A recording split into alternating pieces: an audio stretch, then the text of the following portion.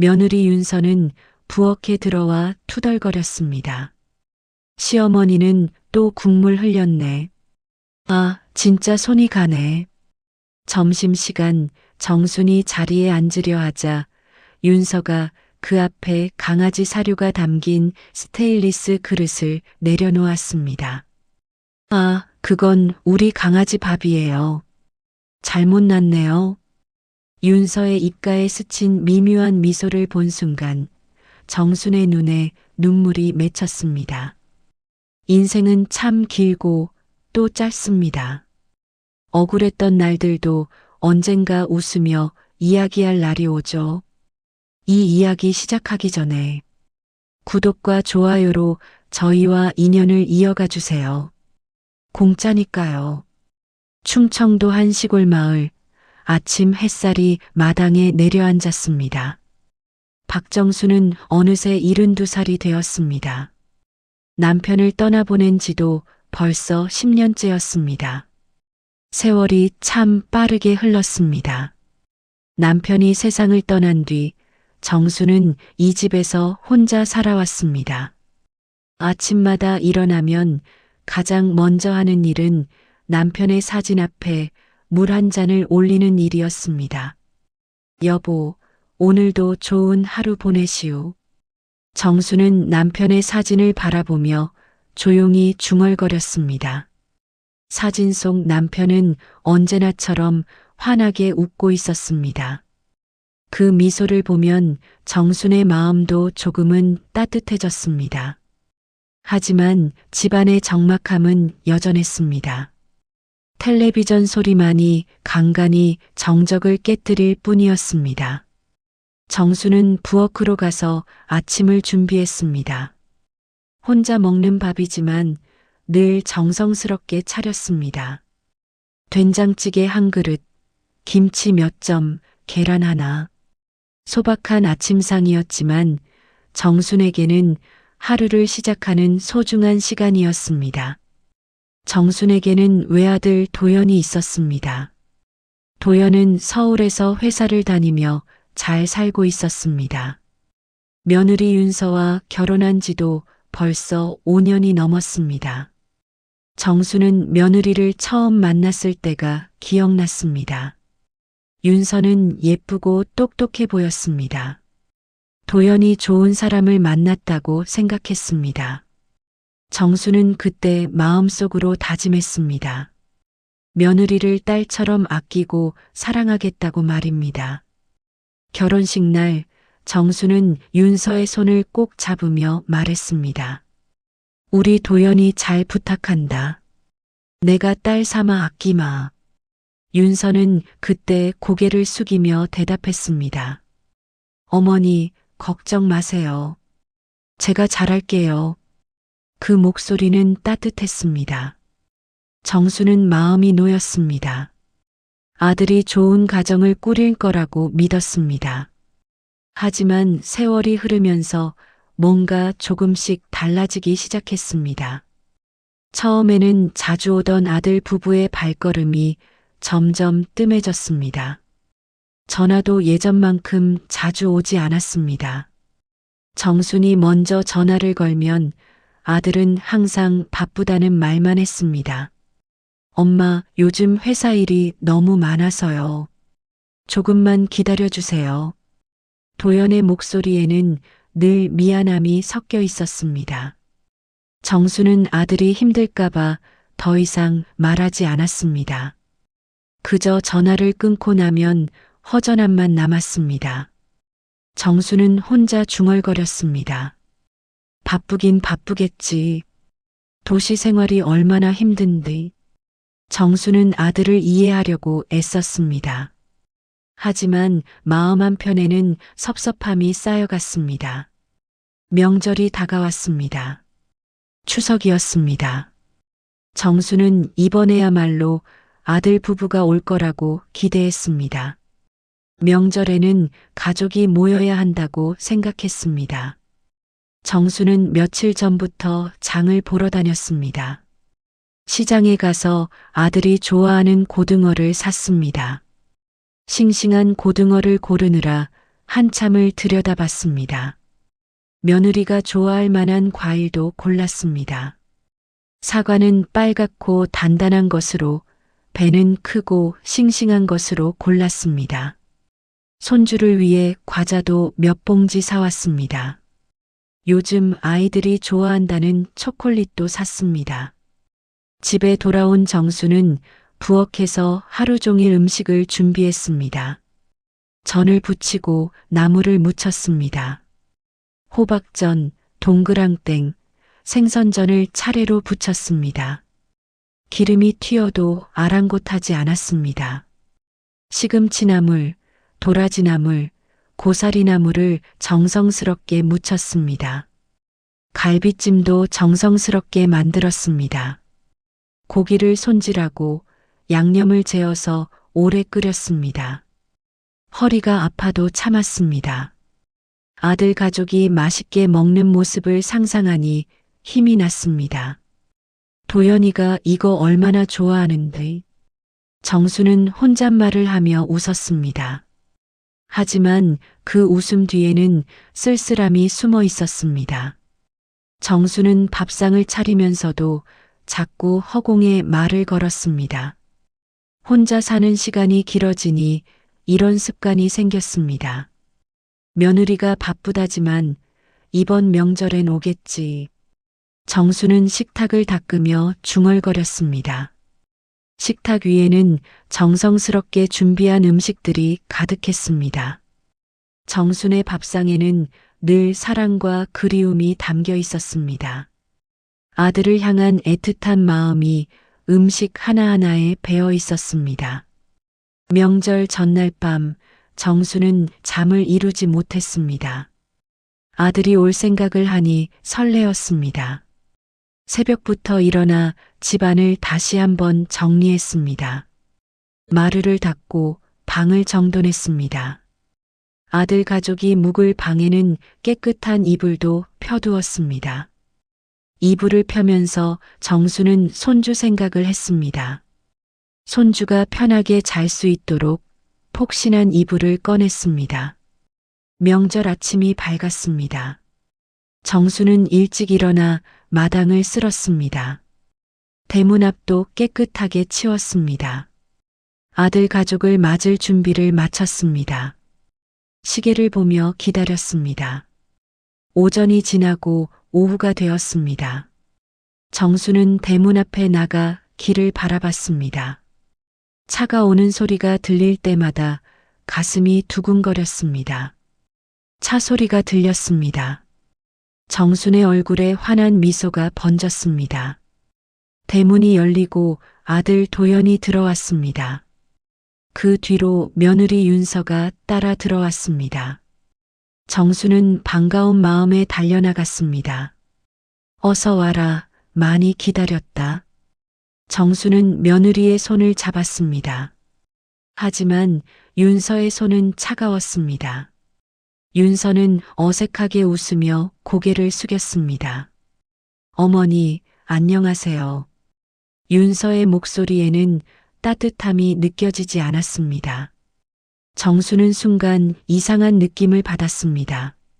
하지만 곧 그 생각을 떨쳐냈습니다. 오랜만에 만난 가족이었습니다. 기쁜 마음으로 맞이해야 했습니다. 정수는 아들 가족을 집 안으로 안내했습니다. 윤서는 집안을 둘러보며 무표정한 얼굴을 하고 있었습니다. 정수는 그런 며느리의 모습이 신경 쓰였지만 내색하지 않았습니다. 부엌으로 가서 준비한 음식을 내오기 시작했습니다. 많이 배고팠지? 어서 앉아서 먹어라. 정수는 정성스럽게 차린 밥상을 내놓았습니다. 도연은 반가운 표정으로 음식을 바라봤습니다. 엄마, 진짜 오랜만에 먹어보는 음식이네요. 도연은 감탄하며 젓가락을 들었습니다. 하지만 윤서의 눈빛은 달랐습니다. 그 눈빛에는 차가운 무언가가 서려 있었습니다. 윤서는 음식을 쳐다보기만 할 뿐 젓가락을 들지 않았습니다. 정수는 그 모습을 보며 가슴이 답답해졌습니다. 저녁 식사가 끝나고 정수는 설거지를 했습니다. 윤서는 거실에 앉아 스마트폰만 들여다보고 있었습니다. 도연은 텔레비전을 보며 쉬고 있었습니다. 정수는 혼자 부엌에서 설거지를 하며 생각했습니다. 가족이 함께 있는데도 왜 이렇게 쓸쓸한지 모르겠다고 말입니다. 설거지를 하는 정순의 손이 떨렸습니다. 밤이 깊어졌습니다. 정수는 방에 누워 잠을 청했습니다. 하지만 잠이 오지 않았습니다. 며느리의 차가운 눈빛이 자꾸 떠올랐습니다. 명절 아침이 밝았습니다. 정수는 새벽같이 일어났습니다. 손주를 위해 국을 끓이기로 했습니다. 아이들은 따뜻한 국물을 좋아한다고 들었습니다. 정수는 부엌으로 가서 냄비를 꺼냈습니다. 쇠고기를 넣고 국을 끓이기 시작했습니다. 국물이 보글보글 끓어오르자 정수는 간을 맞췄습니다. 소금을 조금 넣고 국간장으로 색을 냈습니다. 파를 썰어 넣으니 구수한 냄새가 퍼졌습니다. 국을 끓이던 정수는 갑자기 어지러움을 느꼈습니다. 머리가 핑 돌았습니다. 정수는 벽을 짚고 버텼습니다. 요즘 자주 이런 증상이 있었습니다. 혈압 때문인지 몸이 자주 힘들었습니다. 정수는 잠시 주저앉았습니다. 숨을 고르며 눈을 감았습니다. 한참을 그렇게 앉아 있었습니다. 그때 부엌 문이 열렸습니다. 윤서가 들어왔습니다. 윤서는 주저앉아 있는 시어머니를 보고도 별다른 반응이 없었습니다. 그저 냄비를 확인하며 투덜거렸습니다. 시어머니는 또 국물 흘렸네. 아, 진짜 손이 가네. 윤서는 행주로 가스레인지 주변을 닦기 시작했습니다. 정수는 윤서의 말을 듣고 힘들게 일어났습니다. 미안한 마음이 들었습니다. 미안하다, 며느리. 내가 정신이 없어서.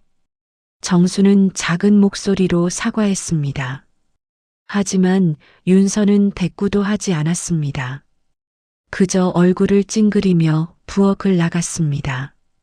정수는 그 뒷모습을 바라보며 한숨을 쉬었습니다. 며느리의 태도가 예전과 너무 달랐습니다. 처음에는 상냥하던 며느리였는데 언제부터인가 차갑게 변했습니다. 정수는 다시 국을 살폈습니다. 다행히 국은 잘 끓고 있었습니다. 정수는 국을 그릇에 담았습니다. 손주가 먹기 좋게 작은 그릇에 담았습니다. 식탁으로 가져가려고 걸음을 옮겼습니다. 하지만 다리에 힘이 없었습니다. 정수는 조심스럽게 한 걸음씩 옮겼습니다. 점심시간이 되었습니다. 가족들이 식탁에 모였습니다. 정수는 정성스럽게 음식을 차렸습니다. 전날 만든 음식들도 다시 데워서 내놓았습니다. 밥을 짓고 국을 끓이고 반찬을 준비했습니다. 정순의 손은 쉴 새가 없었습니다. 자, 어서 드세요. 정수는 가족들에게 말했습니다.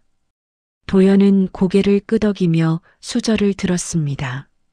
하지만 윤서는 여전히 무표정한 얼굴이었습니다. 정수는 자리에 앉으려고 했습니다. 평소 앉던 자리로 가려는데 윤서가 먼저 그 자리에 앉았습니다.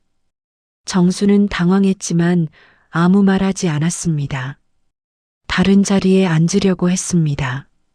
그때 윤서가 정순 앞에 무언가를 내려놓았습니다.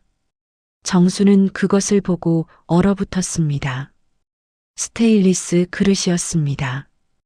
그 안에는 사료 같은 것이 담겨 있었습니다. 갈색 알갱이들이 그릇 안에 가득했습니다. 정수는 눈을 의심했습니다. 이게 뭐요?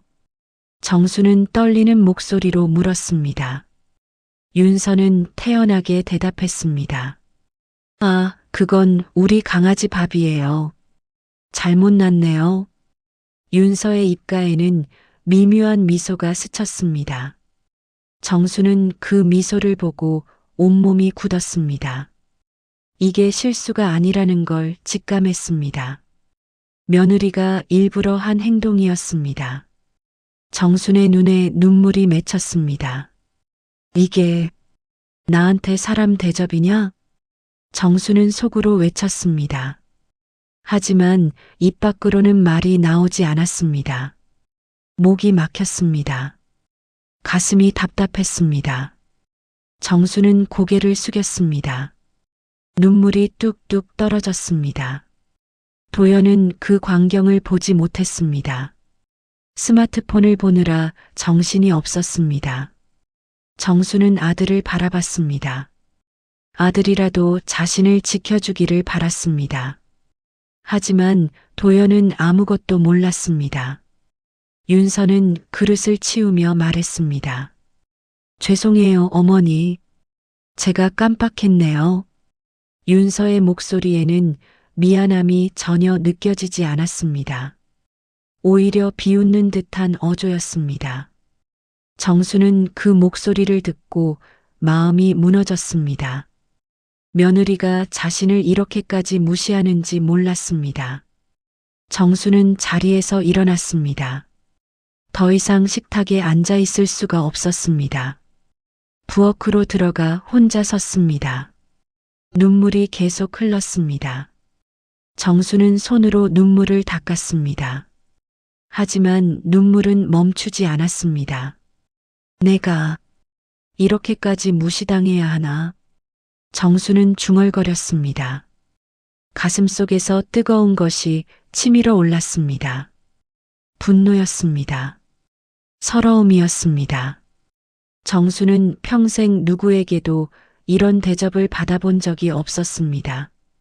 남편과 함께 살 때도, 혼자 살 때도 언제나 스스로를 지키며 살아왔습니다. 하지만 지금은 달랐습니다. 며느리에게 이런 모욕을 당했습니다. 정수는 부엌에서 한참을 울었습니다. 밖에서는 가족들이 밥을 먹는 소리가 들렸습니다. 도연의 웃음소리도 들렸습니다. 하지만 정수는 그 소리가 멀게 느껴졌습니다. 자신이 이 가족에게 낯선 사람이 된 것 같았습니다. 저녁이 되었습니다. 정수는 방에 혼자 앉아 있었습니다. 밥도 먹지 않았습니다.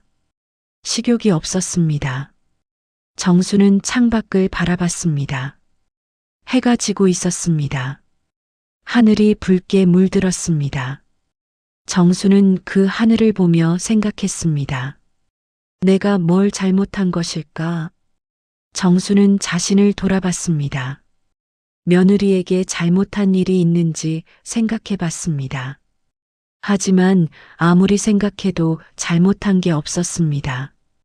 정수는 항상 며느리를 배려했습니다. 딸처럼 아꼈습니다. 하지만 며느리는 자신을 이렇게 대했습니다. 밤이 되자 정수는 잠자리에 들었습니다. 하지만 잠이 오지 않았습니다. 오늘 있었던 일이 계속 떠올랐습니다. 게 사료가 담긴 그릇이 자꾸 눈앞에 어른거렸습니다. 며느리의 차가운 미소도 잊히지 않았습니다. 정수는 이불을 뒤집어 쓰고 울었습니다. 남편이 살아 있었으면. 정수는 남편을 그리워했습니다. 남편이 있었다면 이런 일은 없었을 것입니다. 남편이 자신을 지켜줬을 것입니다. 하지만 남편은 이미 세상에 없었습니다. 정수는 혼자였습니다. 다음 날 아침 정수는 일찍 일어났습니다. 얼굴이 부어 있었습니다. 밤새 울었기 때문입니다. 정수는 세수를 하고 거울을 봤습니다. 거울 속 자신의 모습이 초라해 보였습니다. 늙고 지친 얼굴이었습니다. 정수는 부엌으로 갔습니다. 아침 준비를 해야 했습니다. 하지만 손이 떨렸습니다. 어제 일이 떠올라 마음이 무거웠습니다. 정수는 힘을 내려고 했습니다. 하지만 쉽지 않았습니다. 윤서가 부엌에 들어왔습니다. 정수는 며느리를 보며 긴장했습니다. 윤서는 냉장고를 열고 물을 꺼냈습니다. 정순과 눈도 마주치지 않았습니다. 정수는 그런 며느리를 보며 서글펐습니다. 아침 식사가 끝나고 아들 가족은 떠날 준비를 했습니다. 명절이 끝났기 때문입니다. 정수는 현관에서 배웅했습니다. 도연은 어머니를 안으며 말했습니다. 엄마 건강하세요. 다음에 또 올게요. 정수는 고개를 끄덕였습니다. 하지만 마음속으로는 생각했습니다. 다음이 언제일지 모르겠다고 말입니다. 윤서는 인사도 제대로 하지 않고 차에 올라탔습니다. 정수는 차가 떠나는 것을 지켜봤습니다. 차가 멀어지자 정수는 주저앉았습니다. 힘이 빠졌습니다. 며느리에게 받은 모욕이 가슴에 깊이 박혔습니다. 며느리와 아들이 떠난 뒤 정수는 며칠 동안 멍하니 지냈습니다. 밥맛도 없었고 잠도 제대로 오지 않았습니다. 명절 때 있었던 일이 계속 떠올랐습니다. 깨 사료가 담긴 그릇, 며느리의 차가운 미소, 그 모든 것이 정순을 괴롭혔습니다. 정수는 거울을 보며 자신에게 물었습니다. 내가 그렇게 쓸모없는 사람인가? 정수는 자존심이 상했습니다. 평생을 당당하게 살아온 사람이었습니다. 남편과 함께 농사를 지으며 아들을 키웠습니다. 힘든 시절도 많았지만 늘 꿋꿋하게 견뎠습니다. 하지만 이번 일은 달랐습니다. 며느리에게 받은 모욕은 정순의 마음에 깊은 상처를 남겼습니다. 일주일이 지났습니다. 정수는 아들에게 전화를 걸었습니다. 아들의 목소리라도 듣고 싶었습니다. 전화가 연결되었습니다. 여보세요, 엄마. 도연의 목소리가 들렸습니다. 정수는 잠시 망설이다가 말했습니다. 도연아, 엄마다. 잘 지내니? 네, 엄마. 잘 지내요. 엄마는요? 도연의 목소리는 평소와 다름없었습니다. 정수는 명절 때 있었던 일을 말할까 고민했습니다. 하지만 차마 입이 떨어지지 않았습니다. 아들이 며느리 편을 들까봐 두려웠습니다. 엄마도 잘 지낸다. 그냥 목소리 듣고 싶어서. 정수는 작은 목소리로 말했습니다. 도연은 잠시 침묵하다가 말했습니다. 엄마, 사실 할 말이 있어요. 정순의 가슴이 철렁했습니다.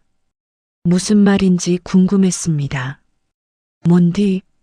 윤서가 그러는데요. 명절 때 엄마가 너무 예민하게 반응하신 것 같대요. 사소한 실수 하나에 너무 서운해하셨다고. 정수는 말문이 막혔습니다. 며느리가 아들에게 거짓말을 한 것입니다. 사소한 실수라니. 정수는 분노가 치밀어 올랐지만 꼭 참았습니다. 그래, 내가 예민했나 보네. 정수는 힘없이 대답했습니다. 더 이상 아들과 대화하고 싶지 않았습니다. 전화를 끊고 나서 정수는 한참을 울었습니다. 아들마저 자신을 이해하지 못한다는 사실이 서러웠습니다. 며칠이 더 지났습니다. 정수는 점점 더 외로워졌습니다. 집안을 혼자 걸어다니며 생각에 잠겼습니다. 이대로 살 수는 없다는 생각이 들었습니다. 정수는 결심했습니다. 자신의 처지를 냉정하게 바라보기로 한 것입니다. 그래, 내가 늙었지. 이제는 돈도 체면도 없으니. 정수는 중얼거렸습니다. 하지만 그 말을 하면서도 뭔가 이상했습니다. 정말로 자신에게 아무것도 없는 걸까? 정수는 문득 생각났습니다. 남편이 남긴 것들이 있었습니다. 정수는 안방으로 갔습니다. 옷장 깊숙한 곳에 오래된 금고가 있었습니다. 정수는 금고를 꺼냈습니다. 먼지가 쌓여 있었습니다. 정수는 금고를 닦으며 비밀번호를 떠올렸습니다. 남편의 생일이었습니다. 정수는 번호를 눌렀습니다. 금고가 열렸습니다. 에는 여러 가지가 들어 있었습니다. 땅 문서가 제일 먼저 눈에 띄었습니다. 정수는 땅 문서를 꺼내 들었습니다. 남편이 평생 모은 땅이었습니다. 충청도 이곳저곳에 땅이 있었습니다. 정수는 그 사실을 알고 있었지만 오랫동안 잊고 지냈습니다. 예금 통장도 있었습니다. 정수는 통장을 펼쳐봤습니다. 잔액을 확인하고 놀랐습니다. 생각보다 많은 돈이 들어 있었습니다. 남편이 평생 모은 돈이었습니다. 농사를 지으며 조금씩 저축한 돈이었습니다. 그리고 유언장이 있었습니다. 정수는 유언장을 꺼내 읽었습니다. 남편의 글씨체가 보였습니다. 정순의 눈에 눈물이 맺혔습니다. 여보. 정수는 남편의 이름을 불렀습니다. 유언장에는 이렇게 적혀 있었습니다. 정순아, 내가 먼저 가면 이 모든 것이 내 거야. 내가 평생 고생했으니 이제는 편하게 살아. 그리고 우리 도연이 잘 챙겨줘. 하지만 내 몫은 꼭 챙기고 살아. 누구에게도 무시당하지 말고. 정수는 유언장을 읽으며 울었습니다. 남편의 목소리가 들리는 것 같았습니다. 남편은 자신을 걱정했습니다. 혼자 남을 아내를 위해 이렇게 준비해 둔 것입니다. 정수는 금고 안의 물건들을 다시 살폈습니다. 땅 문서, 예금 통장, 유언장. 정수는 이것들을 보며 생각했습니다. 자신에게도 지킬 것이 있다는 사실을 깨달았습니다. 며느리가 무시할 수 있는 사람이 아니었습니다. 정순의 눈빛이 서서히 단단해졌습니다. 슬픔과 분노가 뒤섞인 감정이 정순을 감쌌습니다. 하지만 동시에 결연함도 생겼습니다. 정수는 혼잣말을 했습니다. 이제부터 객값이라 했지? 어디 한번 받아보자. 정수는 금고를 다시 닫았습니다. 그리고 안방에서 나왔습니다. 정순의 걸음걸이가 예전과 달랐습니다. 좀 더 당당해 보였습니다. 정수는 거울을 봤습니다. 거울 속 자신의 모습이 조금 다르게 보였습니다. 더 이상 초라한 노인이 아니었습니다. 정수는 부엌으로 가서 차를 끓였습니다. 따뜻한 차를 마시며 생각을 정리했습니다. 이제부터 무엇을 해야 할지 계획을 세워야 했습니다. 정수는 며느리와 아들의 얼굴을 떠올렸습니다. 며느리의 차가운 미소, 아들의 무관심한 태도, 그 모든 것이 정순을 더욱 단단하게 만들었습니다. 정수는 노트를 꺼내 글을 적기 시작했습니다. 자신이 가진 재산을 정리했습니다. 땅이 몇 필지인지, 통장에 돈이 얼마나 있는지 하나씩 적어 나갔습니다. 정수는 놀랐습니다. 생각보다 많은 재산이 있었습니다. 남편이 평생 모은 것들이었습니다. 정수는 노트를 덮으며 미소 지었습니다. 슬픈 미소였지만 동시에 강인한 미소였습니다. 정수는 속으로 다짐했습니다. 이제 더 이상 며느리에게 당하지 않겠다고 말입니다. 자신의 존엄을 지키겠다고 말입니다. 저녁이 되었습니다. 정수는 혼자 밥을 먹었습니다. 간단하게 국과 반찬으로 저녁을 차렸습니다. 밥을 먹으면서도 정수는 생각했습니다. 앞으로 어떻게 해야 할지 고민했습니다. 며느리와 아들에게 자신의 가치를 보여줘야 했습니다. 밤이 되자 정수는 잠자리에 들었습니다. 오늘은 잠이 잘 올 것 같았습니다. 마음속에 뭔가 단단한 것이 생겼기 때문입니다. 정수는 눈을 감았습니다. 남편의 얼굴이 떠올랐습니다. 여보, 나 이제 잘할 수 있을 것 같소? 정수는 속으로 남편에게 말했습니다. 그리고 조용히 잠이 들었습니다. 정순의 얼굴에는 평온함이 깃들어 있었습니다. 며칠 뒤 정수는 평소처럼 아침을 먹고 있었습니다. 그때 전화벨이 울렸습니다. 정수는 전화를 받았습니다. 며느리 윤서였습니다. 정수는 순간 긴장했습니다. 며느리가 먼저 전화를 하다니 이상했습니다. 어머니, 저 윤서예요. 윤서의 목소리는 평소와 달랐습니다. 밝고 상냥한 목소리였습니다. 정수는 의아했습니다. 그래, 무슨 일이냐? 어머니, 그동안 제가 너무 바빠서 연락을 잘 못 드렸어요. 죄송해요. 윤서는 정중하게 사과했습니다. 정수는 귀를 의심했습니다. 명절 때 그렇게 차갑던 며느리가 갑자기 태도를 바꾼 것입니다. 괜찮다. 바쁜 건 아는데. 정수는 조심스럽게 대답했습니다. 윤서는 계속 말을 이었습니다. 어머니, 사실은 이번 주말에 저희가 내려가려고 해요. 어머니 건강도 챙겨드리고 싶고요. 정수는 놀랐습니다.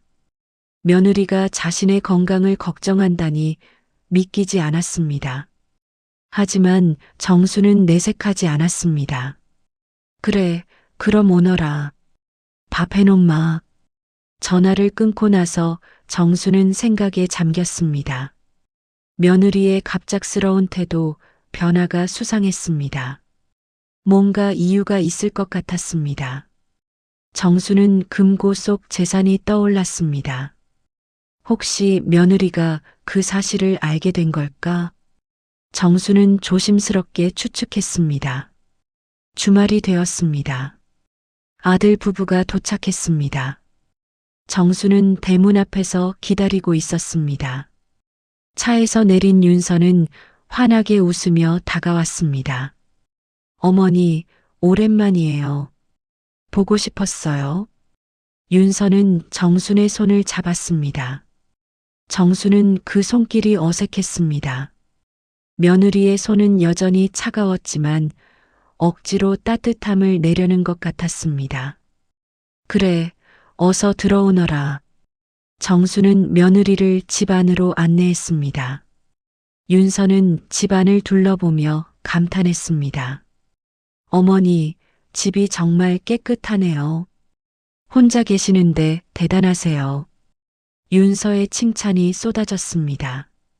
정수는 그 칭찬이 진심인지 의심스러웠습니다. 하지만 표정으로는 드러내지 않았습니다. 점심시간이 되었습니다. 정수는 음식을 차렸습니다. 윤서는 정순을 도와주겠다며 부엌에 들어왔습니다. 이것도 처음 있는 일이었습니다. 윤서는 그릇을 나르며 말했습니다. 어머니, 지난번엔 제가 정말 죄송했어요. 제가 피곤해서 실수를 했어요. 윤서는 명절 때 있었던 일을 언급했습니다. 정수는 그때 일이 떠올라 가슴이 답답했습니다. 하지만 정수는 담담하게 대답했습니다. 다 지난 일이다. 신경 쓰지 마라. 식사가 시작되었습니다. 도연은 흐뭇하게 웃으며 말했습니다.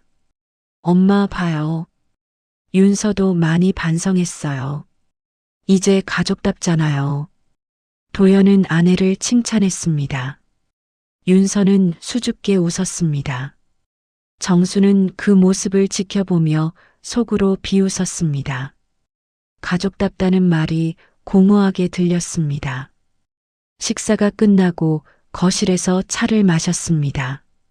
윤서는 정순 옆에 앉아 이런저런 이야기를 꺼냈습니다. 어머니, 요즘 건강은 어떠세요? 병원은 다니시나요? 윤서는 정순의 건강을 걱정하는 척 했습니다. 정순은 대답했습니다. 별일 없다. 그냥 나이 들면 이런 거지. 그래도 병원은 정기적으로 다녀야죠. 이번에 저희가 같이 병원 가요.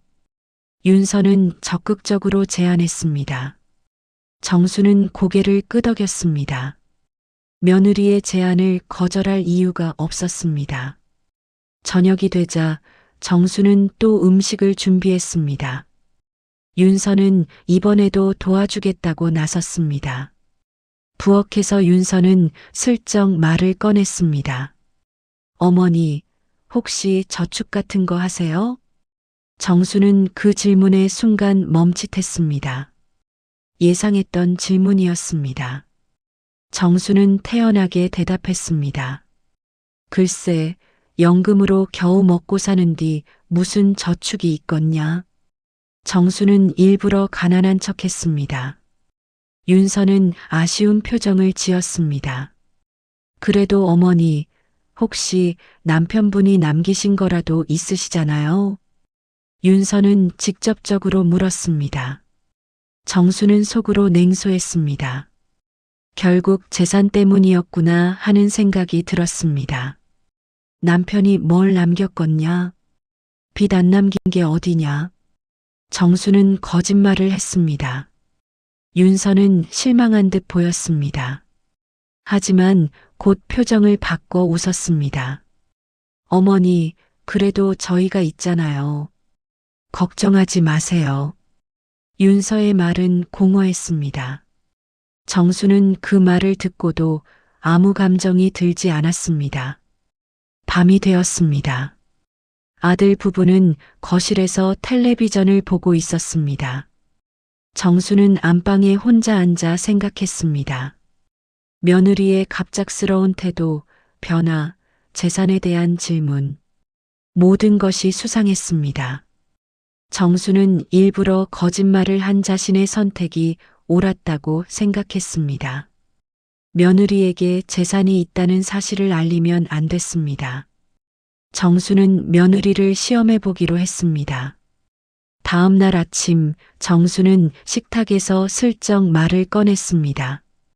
그나저나 요즘 땅값이 많이 올랐다던데. 윤서의 눈이 번쩍 뜨였습니다. 도연도 관심을 보였습니다. 엄마, 혹시 땅 있으세요? 도연이 물었습니다. 정수는 천천히 대답했습니다. 옛날에 내 아버지가 조금 사둔 게 있긴 한디. 별거 아니다. 정수는 일부러 애매하게 말했습니다. 윤서는 몸을 앞으로 내밀며 물었습니다. 어머니, 그 땅이 어디에 있어요? 충청도 이곳저곳 있다. 근디 워낙 시골이라 값도 안 나간다. 정수는 계속 가치가 없는 척했습니다. 하지만 윤서의 눈빛은 달랐습니다. 욕심이 번쩍이고 있었습니다. 어머니, 그래도 땅은 땅이잖아요. 관리를 잘 하셔야죠. 윤서는 적극적으로 나섰습니다. 정수는 그 모습을 보며 속으로 생각했습니다. 그래, 낚였구나. 정수는 며느리가 완전히 자신의 재산에 관심을 보인다는 것을 확인했습니다. 이제부터가 중요했습니다. 정수는 조심스럽게 다음 말을 꺼냈습니다. 이 땅, 너희 이름으로 해줄까? 그 순간 윤서의 눈빛이 변했습니다. 욕심이 더욱 짙어졌습니다. 도연도 놀란 표정을 지었습니다. 엄마, 그게 무슨 말씀이세요?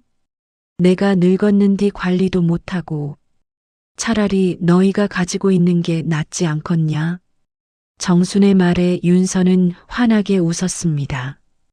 진심 어린 미소가 아니었습니다. 탐욕스러운 미소였습니다. 어머니, 정말 그렇게 해주시면 저희가 잘 관리할게요. 윤서는 적극적으로 대답했습니다.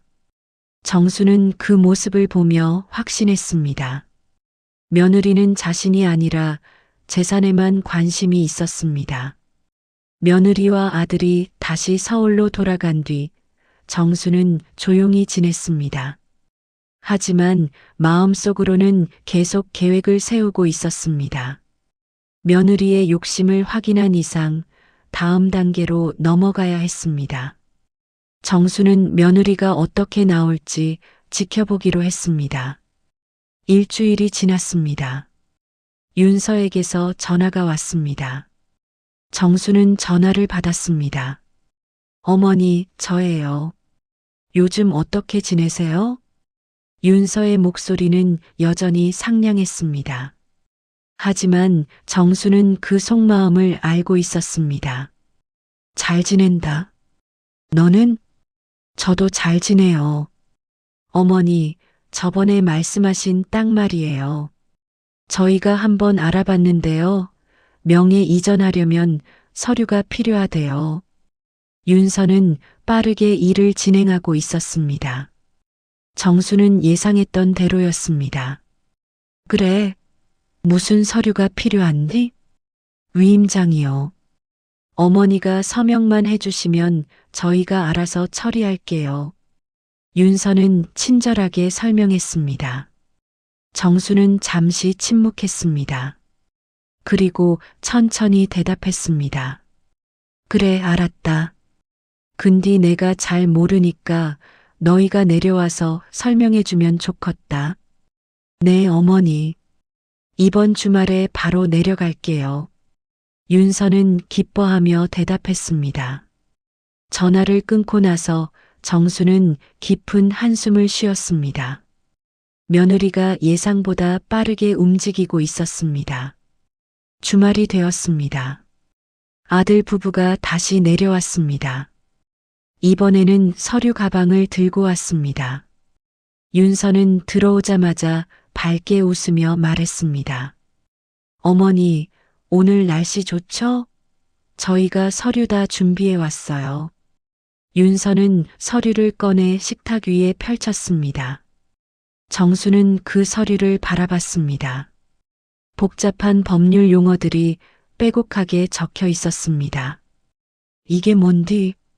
정수는 일부러 모르는 척했습니다. 윤서는 친절하게 설명하기 시작했습니다. 어머니, 이건 위임장이에요.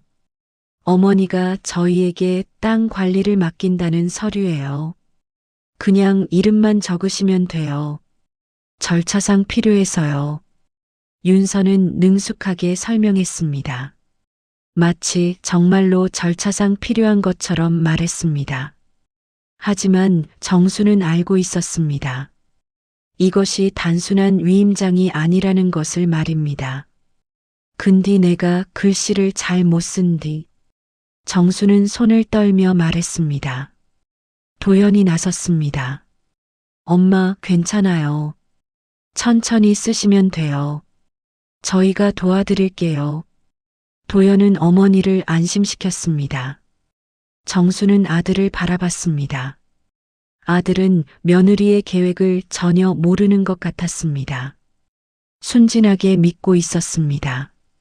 윤서가 펜을 내밀었습니다. 정수는 펜을 받아들었습니다. 손이 떨렸습니다. 진짜로 떨린 것이 아니라 일부러 떨리는 척했습니다. 정수는 서류를 다시 한번 훑어봤습니다. 여기다 이름만 쓰면 되는 거지? 네, 어머니. 여기 이 줄에 서명하시면 돼요. 윤서는 손가락으로 서명란을 가리켰습니다.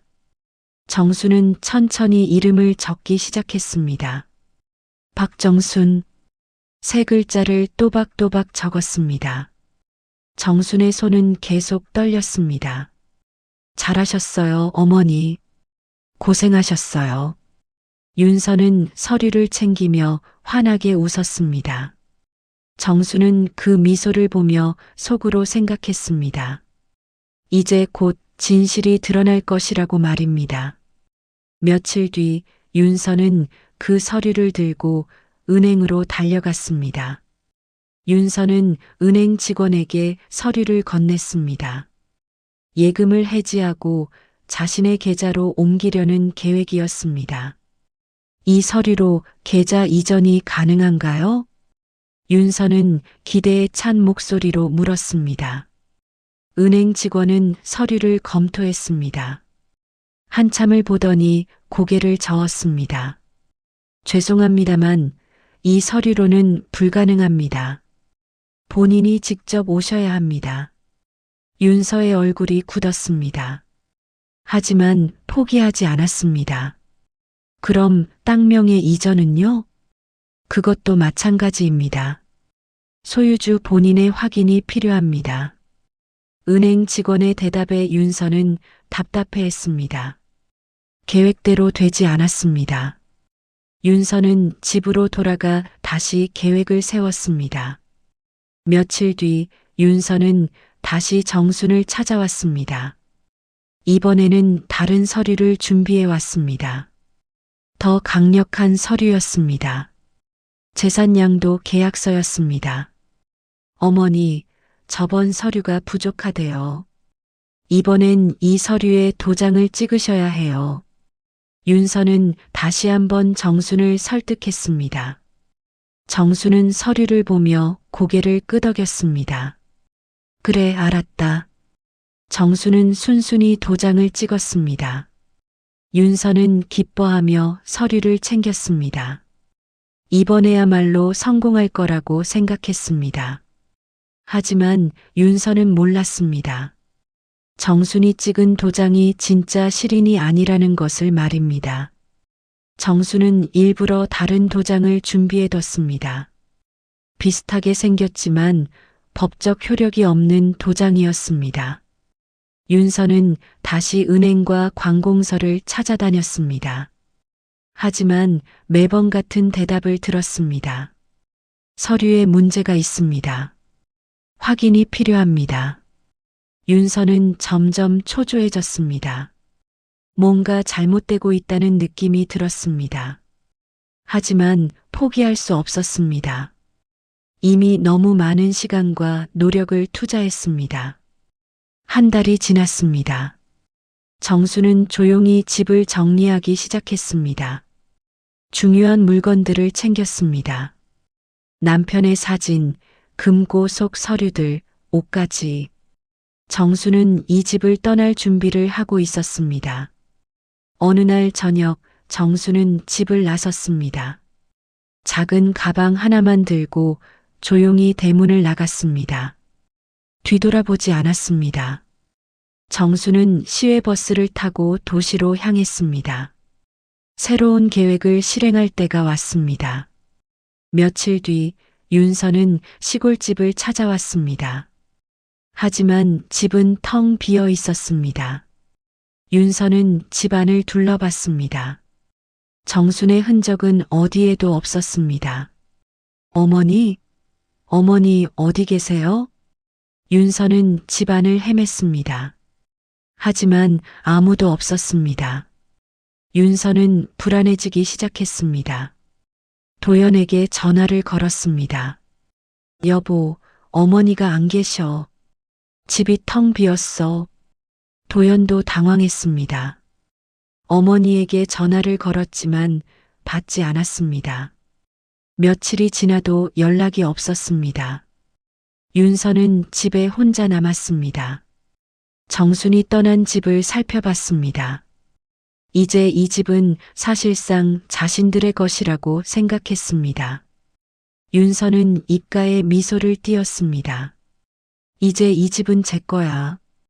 윤서는 승리한 듯 말했습니다.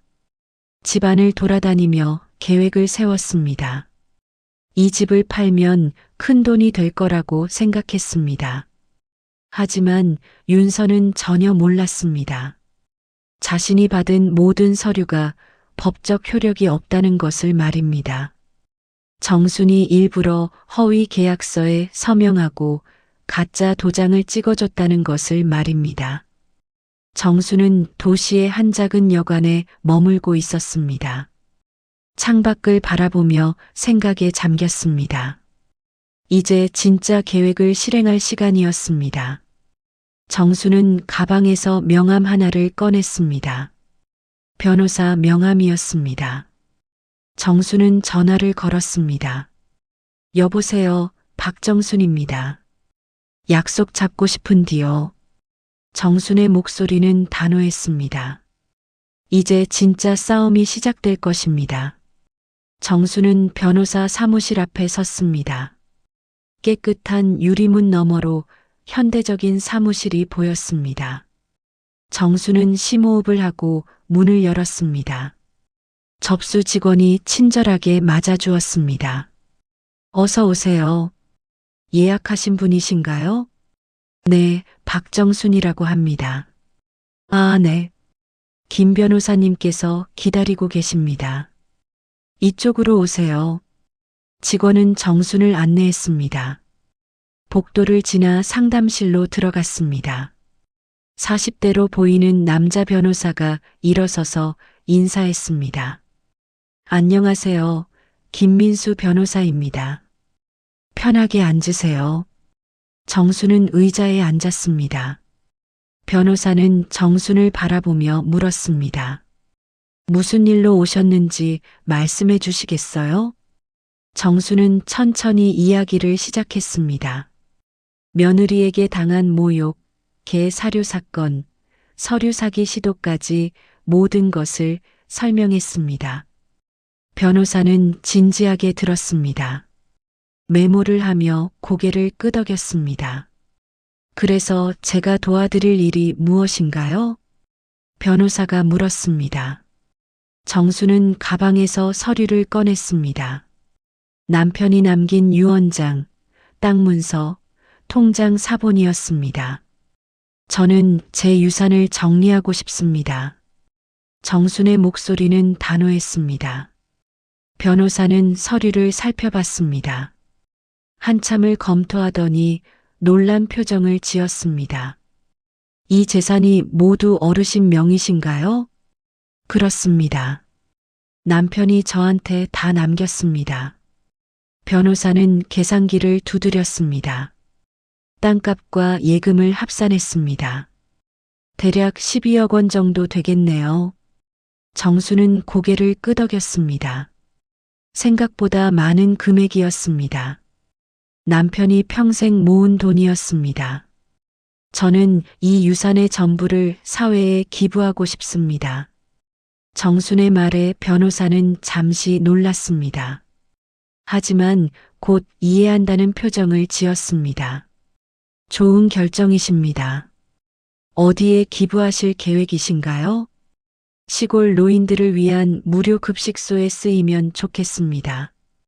아무도 굶주리지 않고 아무도 무시당하지 않는 곳 말입니다. 정순의 목소리에는 확신이 담겨 있었습니다. 변호사는 고개를 끄덕이며 메모했습니다. 알겠습니다. 그런데 며느리분에게는 어떻게 하실 건가요? 정수는 잠시 침묵했습니다. 그리고 천천히 입을 열었습니다. 며느리에게는 제가 준 유산을 갯값으로 환산해서 돌려주고 싶습니다. 변호사는 눈을 크게 떴습니다. 정순의 말뜻을 이해하는데 시간이 걸렸습니다. 갯값이라는 게 무슨 의미이신지 며느리가 저한테 개 사료를 차려줬습니다. 사람이 아닌 개 취급을 한 거죠. 그러니 제 유산독의 사료값으로 계산해서 주고 싶습니다. 정순은 또박또박 설명했습니다. 변호사는 정순의 의도를 파악했습니다. 그러니까 12억 원을 개 사료 시세로 환산하신다는 말씀이신가요? 맞습니다.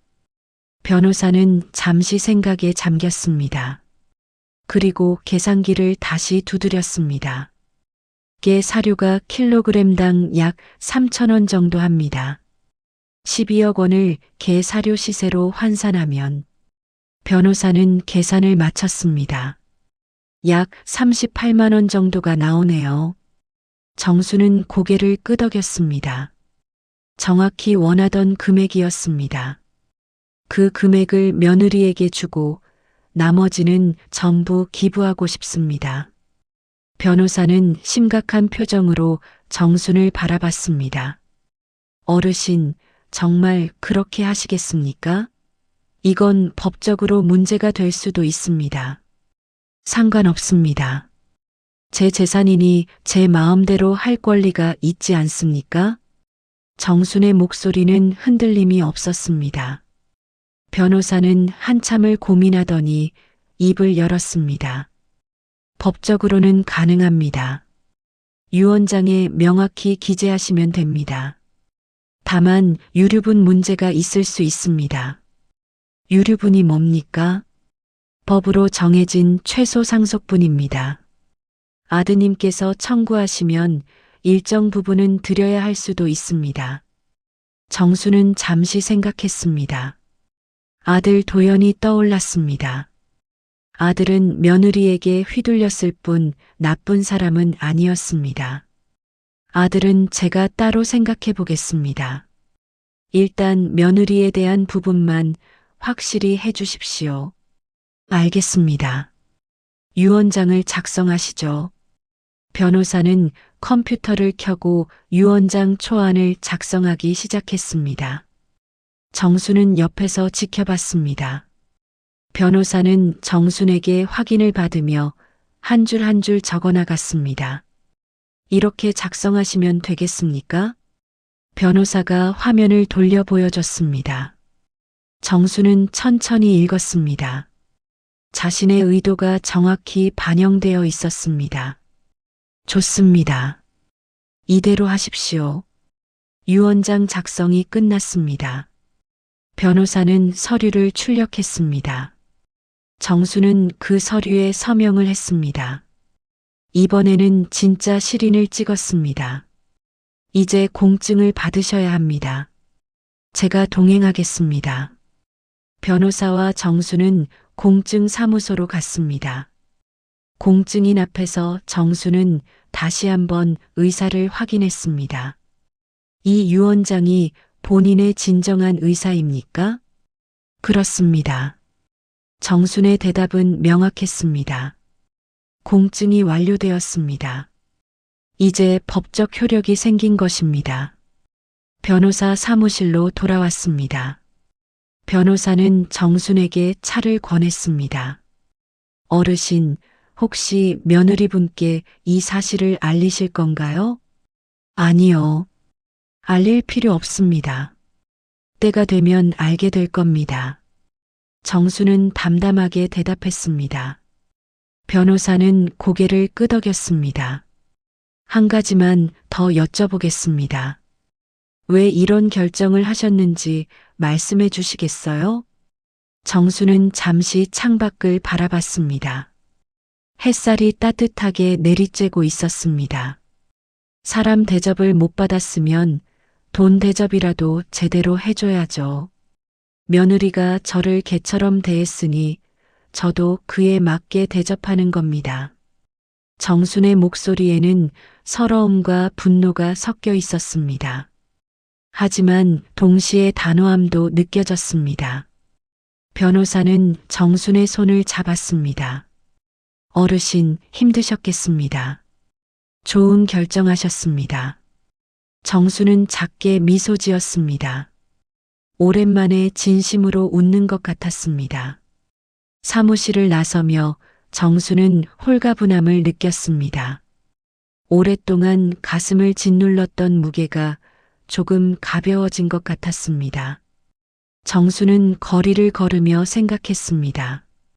이제 며느리가 어떤 반응을 보일지 궁금했습니다. 정수는 여관으로 돌아왔습니다. 작은 방이었지만 편안했습니다. 정수는 창가에 앉아 하늘을 바라봤습니다. 구름이 천천히 흘러가고 있었습니다. 여보, 내가 잘한 거겠죠? 정수는 남편에게 말을 걸었습니다. 대답은 없었지만 정수는 남편이 옆에 있는 것 같았습니다. 남편도 자신의 결정을 지지해 줄 거라고 믿었습니다. 며칠이 지났습니다. 정수는 조용히 시간을 보냈습니다. 변호사에게서 연락이 왔습니다.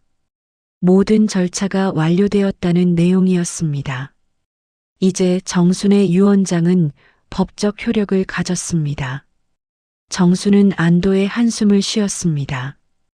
이제 마지막 단계만 남았습니다. 며느리에게 진실을 알려줄 시간이었습니다. 며칠이 더 지났습니다. 윤서는 시골집에서 혼자 지내고 있었습니다. 정순이 어디로 갔는지 알 수 없었지만 크게 걱정하지 않았습니다. 오히려 시어머니가 없으니 편했습니다. 윤서는 집안을 둘러보며 계획을 세웠습니다. 이 집을 팔고 땅도 처분하면 큰 돈이 될 것이었습니다. 어느 날 아침 우편함에 등기 우편이 도착했습니다. 윤서는 우편물을 꺼내 확인했습니다. 법원에서 온 서류였습니다.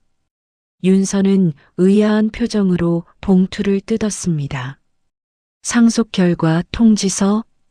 윤서는 서류를 펼쳤습니다. 처음에는 무슨 내용인지 이해가 되지 않았습니다. 천천히 읽어 내려갔습니다. 그러다 어느 순간 얼굴이 굳어졌습니다. 피상속인 박정순, 상속 유산 총액 12억 원. 윤서의 눈이 커졌습니다. 12억이라니. 시어머니에게 그렇게 많은 재산이 있었다는 사실에 놀랐습니다. 하지만 곧 기쁨이 밀려왔습니다. 그 돈이 이제 자신의 것이 될 거라고 생각했습니다. 윤서는 계속 서류를 읽었습니다. 하지만 다음 줄을 읽는 순간 얼굴이 하얗게 변했습니다.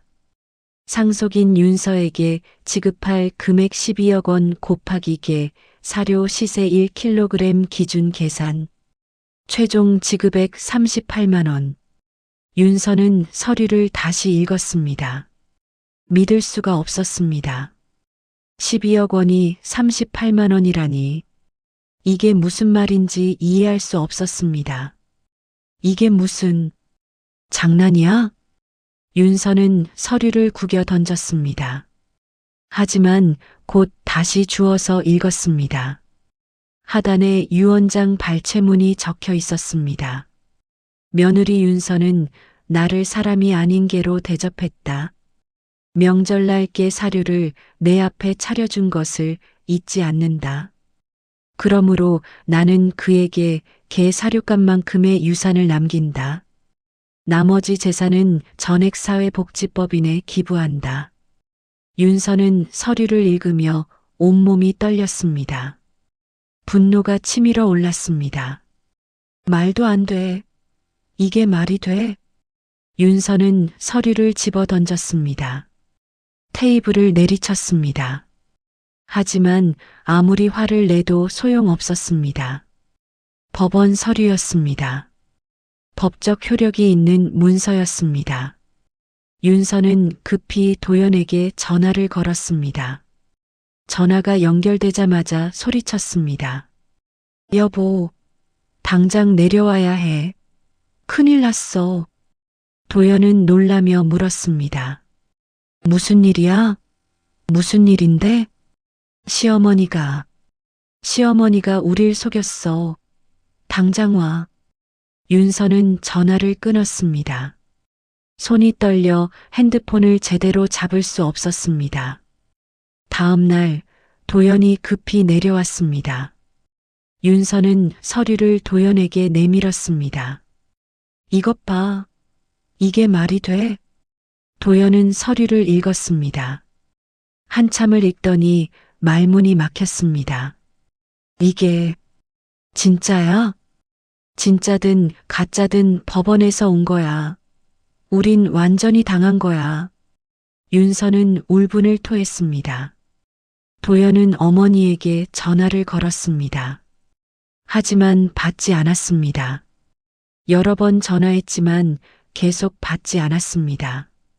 며칠이 지났습니다. 윤서는 변호사를 찾아갔습니다. 이 유언장을 무효화할 방법을 찾으려 했습니다. 하지만 변호사는 고개를 저었습니다. 공증까지 받은 유언장입니다. 법적으로 문제가 없습니다. 하지만 이건 말도 안 돼요. 12억을 38만 원으로 준다니. 유언자의 의사가 명확합니다. 그리고 나머지 재산은 사회에 기부한다고 명시되어 있습니다. 법적으로 막을 방법이 없습니다. 변호사의 말에 윤서는 주저앉았습니다. 모든 것이 끝났다는 걸 깨달았습니다. 일주일 후 법원에서 최종 심리가 열렸습니다. 윤서와 도연은 법정에 출석했습니다. 판사 앞에서 유언장의 유효성을 다투려 했습니다. 이 유언장은 정상적이지 않습니다. 정신이 온전한 상태에서 작성된 게 아닙니다. 윤서는 필사적으로 주장했습니다. 하지만 판사는 차분하게 말했습니다. 유언장 작성 당시 정신 감정이 이루어졌고 공증인도 확인했습니다.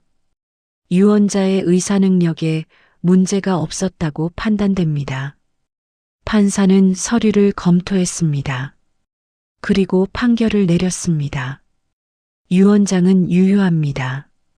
상속은 유언장대로 집행됩니다.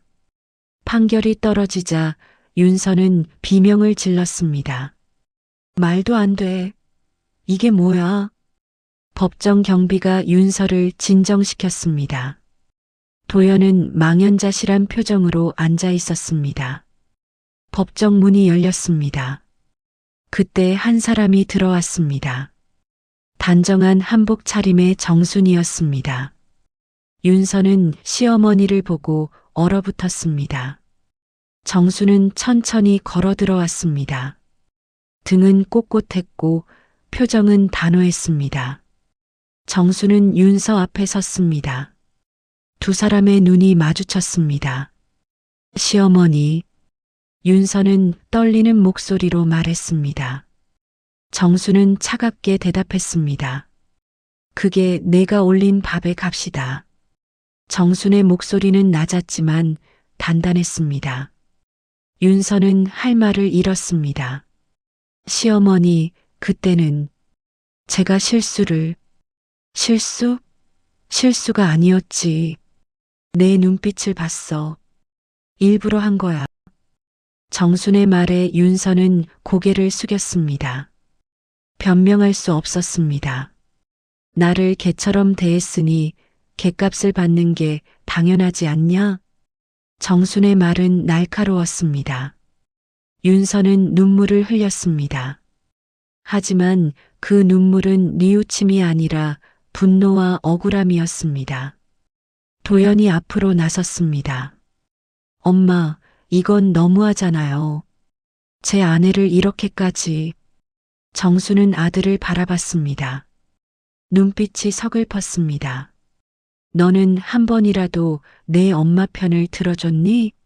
내 아내가 날 어떻게 대하는지 보면서도 모른 척 했잖니. 도연은 말문이 막혔습니다. 정순의 말이 사실이었기 때문입니다. 엄마도 이해해 주셔야죠. 우리도 바빠서 사람 대접을 못 해주는 건 아니다. 나도 평생 바쁘게 살았지만 누구 하나 함부로 대한 적 없어. 정순의 목소리에는 힘이 있었습니다. 도연은 더 이상 말하지 못했습니다. 정순은 두 사람을 바라봤습니다. 그리고 천천히 말했습니다. 이제 내 재산은 나처럼 외롭고 배고픈 노인들에게 갈 거다. 너희는 38만 원으로 살아봐라. 그게 객값이다. 정수는 돌아섰습니다. 법정을 나가려 했습니다. 윤서가 뒤에서 소리쳤습니다. 시어머니, 이렇게 가시면 안 돼요. 우리 잘못했어요. 하지만 정수는 뒤돌아보지 않았습니다. 문을 열고 나갔습니다. 복도에 햇살이 쏟아지고 있었습니다. 정수는 그 빛 속으로 걸어갔습니다. 윤서는 법정 바닥에 주저앉았습니다. 모든 것을 잃었습니다. 12억 원이 38만 원이 되었습니다. 욕심이 부른 결과였습니다. 도연은 어머니의 뒷모습을 바라봤습니다. 가슴이 아팠습니다. 자신이 어머니를 얼마나 소홀히 대했는지 깨달았습니다. 하지만 이제 돌이킬 수 없었습니다. 정수는 법원을 나왔습니다. 바깥은 화창했습니다. 정수는 하늘을 올려다봤습니다. 마음이 홀가분했습니다. 오랜 짐을 내려놓은 기분이었습니다. 몇 달이 지났습니다. 계절이 바뀌어 봄이 왔습니다. 충청도 시골 마을에 따뜻한 바람이 불었습니다. 정수는 다시 고향으로 돌아왔습니다. 하지만 예전 집으로 돌아온 것은 아니었습니다. 마을 입구에 새로운 건물이 세워졌습니다. 건물 입구에는 간판이 걸려 있었습니다. 따뜻한 밥상이라는 글씨가 햇빛에 반짝였습니다. 무료 경로 식당이었습니다. 정순이 남편의 유산으로 만든 곳이었습니다. 식당 안은 깨끗했습니다. 넓은 홀에는 테이블이 여러 개 놓여 있었습니다. 주방도 잘 갖춰져 있었습니다. 벽에는 따뜻한 색감의 그림이 걸려 있었습니다. 편안한 분위기였습니다. 정수는 앞치마를 두르고 주방에 섰습니다. 오늘도 노인들을 위한 식사를 준비하고 있었습니다. 된장찌개를 끓이고 생선을 구웠습니다. 나물도 무치고 김치도 꺼냈습니다. 정성스럽게 한 그릇 한 그릇 담았습니다. 정오가 되자 노인들이 하나둘 들어오기 시작했습니다. 마을의 할머니, 할아버지들이었습니다. 다들 반가운 얼굴들이었습니다. 정순이 왔네. 오늘은 뭐 해줬어? 한 할머니가 물었습니다. 정수는 환하게 웃으며 대답했습니다.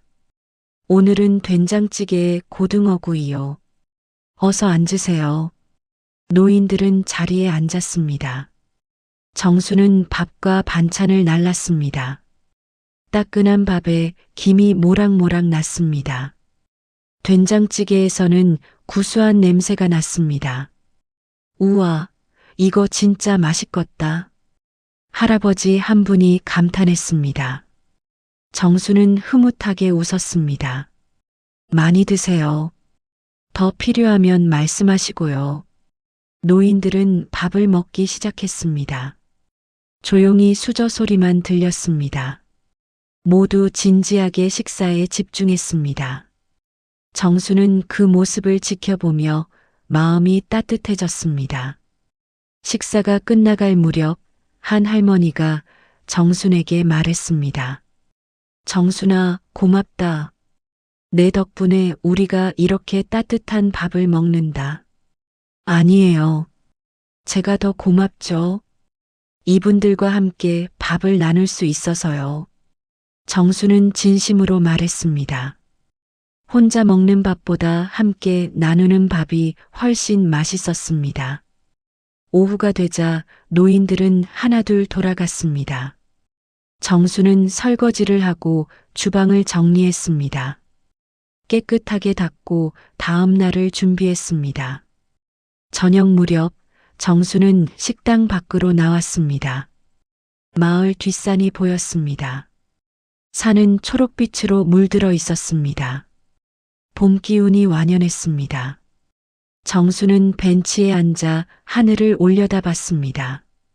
구름이 천천히 흘러가고 있었습니다. 정수는 남편을 떠올렸습니다. 여보, 내가 잘하고 있는 거 맞죠? 정수는 속으로 남편에게 물었습니다. 바람이 불어왔습니다. 마치 남편이 대답하는 것 같았습니다. 정수는 미소 지었습니다. 정수는 지난 일들을 떠올렸습니다. 며느리에게 당했던 모욕, 법정에서의 대면, 그 모든 것이 이제는 멀게 느껴졌습니다. 분노도 서러움도 많이 가라앉았습니다. 대신 평온함이 찾아왔습니다. 정수는 자신이 내린 결정이 옳았다고 믿었습니다. 며느리에게 복수한 것이 아니라 스스로의 존엄을 지킨 것이었습니다. 사람으로 대접받지 못했던 자신에게 가치를 돌려준 것이었습니다. 해가 저물기 시작했습니다. 하늘이 붉게 물들었습니다. 정수는 일어섰습니다. 식당 안으로 들어가 불을 켰습니다. 따뜻한 밥상이라는 간판에 불이 들어왔습니다. 정수는 식당을 둘러봤습니다. 이곳은 단순한 급식소가 아니었습니다. 사람들이 존중받는 곳이었습니다. 누구도 무시당하지 않는 곳이었습니다. 모두가 따뜻한 밥 한 끼를 먹으며 사람다움을 느낄 수 있는 곳이었습니다. 정수는 조용히 말했습니다. 이 밥상은 사람의 밥상이지. 누구도 개밥을 올리지 못해. 정순의 목소리는 단호했습니다. 하지만 동시에 따뜻함도 담겨 있었습니다. 창밖으로 햇살이 마지막으로 비쳐 들어왔습니다. 그 빛이 정순의 얼굴을 비췄습니다. 정순의 얼굴에는 평화로움이 깃들어 있었습니다. 주름진 얼굴이었지만 아름다워 보였습니다. 정수는 내일을 생각했습니다. 내일도 노인들이 올 것입니다. 따뜻한 밥을 먹으러 올 것입니다. 정수는 그들을 위해 또다시 정성스럽게 음식을 준비할 것입니다. 정수는 남편의 사진을 가방에서 꺼냈습니다. 항상 가지고 다니는 사진이었습니다. 사진 속 남편은 여전히 웃고 있었습니다. 여보, 우리 함께 일해요. 당신이 남긴 것으로 많은 사람들이 행복해하고 있어요. 정수는 사진에 대고 말했습니다. 눈가에 눈물이 맺혔습니다. 하지만 슬픈 눈물은 아니었습니다. 감사의 눈물이었습니다. 밤이 깊어졌습니다. 정수는 식당 문을 잠갔습니다. 숙소로 돌아가는 길, 정수는 별을 올려다봤습니다. 별이 반짝이고 있었습니다. 마치 남편이 하늘에서 자신을 지켜보는 것 같았습니다. 정수는 생각했습니다. 인생은 참 묘합니다. 가장 힘들었던 순간이 새로운 시작이 되었습니다. 모욕당했던 경험이 더 큰 의미를 찾게 해주었습니다. 정수는 며느리를 미워하지 않았습니다. 오히려 며느리 덕분에 자신의 진정한 가치를 깨달았습니다. 재산의 가치가 아니라 사람으로서의 가치를 말입니다. 다음 날 아침 정수는 일찍 일어났습니다. 시장에 가서 신선한 재료를 샀습니다. 채소와 고기, 생선을 골랐습니다. 오늘도 맛있는 음식을 만들 준비였습니다. 식당으로 돌아와 요리를 시작했습니다. 국을 끓이고 나물을 무쳤습니다. 정성스럽게 한 가지 준비했습니다. 정순의 손길은 사랑으로 가득했습니다. 정오가 되자 노인들이 다시 찾아왔습니다.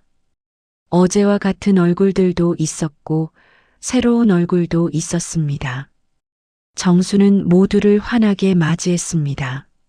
어서 오세요. 오늘도 맛있는 밥 준비했어요. 노인들은 자리에 앉았습니다. 정수는 밥을 날랐습니다. 따뜻한 밥, 뜨끈한 국, 정갈한 반찬들. 정순의 밥상은 언제나 정성으로 가득했습니다. 한 할아버지가 밥을 먹다가 말했습니다. 정순이 덕분에 매일 행복하다. 고맙네. 정수는 고개를 저었습니다. 제가 더 행복합니다. 이렇게 함께 나눌 수 있어서요. 정순의 말은 진심이었습니다. 혼자였을 때보다 지금이 훨씬 행복했습니다. 사람들과 함께하는 삶이 의미 있었습니다. 오후 햇살이 식당 안으로 쏟아져 들어왔습니다. 따뜻한 빛이 테이블을 비췄습니다. 노인들의 얼굴도 환하게 빛났습니다. 모두가 편안한 표정으로 식사를 즐기고 있었습니다. 정수는 창가에 서서 그 광경을 지켜봤습니다. 가슴이 뭉클했습니다. 이것이 진짜 행복이구나 하는 생각이 들었습니다. 정수는 마침내 진짜 인간의 존엄을 되찾았습니다. 며느리에게 빼앗겼던 자존감을 되찾았습니다. 그리고 더 나아가 다른 사람들에게도 존엄을 나눠주고 있었습니다. 해가 기울었습니다. 노인들이 하나씩 돌아갔습니다. 정수는 손을 흔들며 배웅했습니다. 내일 또 오세요. 맛있는 거 해드릴게요.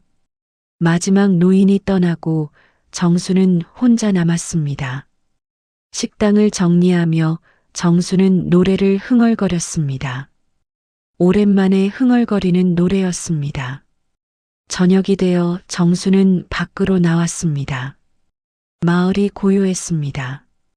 별이 하나둘 떠오르기 시작했습니다. 정수는 하늘을 올려다봤습니다. 여보, 나 이제 괜찮아요. 정말 괜찮아요. 정수는 남편에게 말했습니다.